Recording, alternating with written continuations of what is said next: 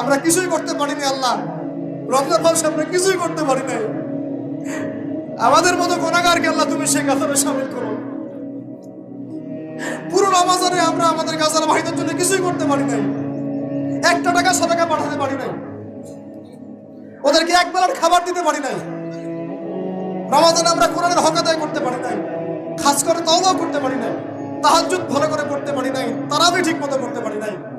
রোজা রেখেছি কতটা রোজা রাখার মতো, আল্লাহ যেভাবে তোমার নবী সাহাবীরা আমল করেছিলেন এরকম আমল আমরা করতে পারি নাই।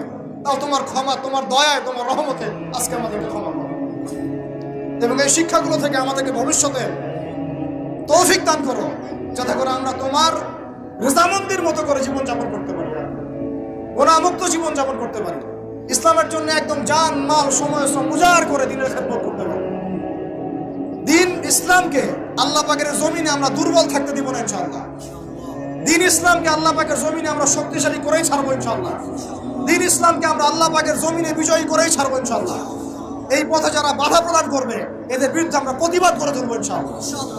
আল্লাহ রাব্বুল আলামিন আমাদের সবার দিনের মধ্যে দিন ইসলামের প্রতি খাস মহব্বত দান করুন, কোরআনের মহব্বত ঢেলে দেন, ঈমানের মহব্বত ঢেলে দেন, সুন্নতের মহব্বত ঢেলে দেন এবং সাহাবী বলা জিন্দেগি আমাদেরকে যাপন করার তৌফিক দান করেন। আল্লাহ রাব্বুল আলামিন আজকের এই খুশির দিনে, গুনাহ মাফের দিনে আল্লাহ পাক আমাদের সবাইকে ক্ষমা করে দেন এবং যে ভুল ত্রুটিগুলো আমাদের দ্বারা হয়েছে আল্লাহ পাকের সমস্ত ভুল ত্রুটিগুলো মাফ করে দেন এবং আগামীতে যেন এমন ভুল ত্রুটি না হয়, রমাদানের শিক্ষাগুলোকে নিয়ে পুরো বছর আমাদেরকে জীবনযাপন করার তৌফিক দান করে দেন। أقول قولي هذا أستغفر الله لي ولكم ولسائر المسلمين. بارك الله لنا ولكم بالآيات الحكيم إنه تعالى جواد كريم ذو الرحيم. قوموا للصلاة يرحمكم.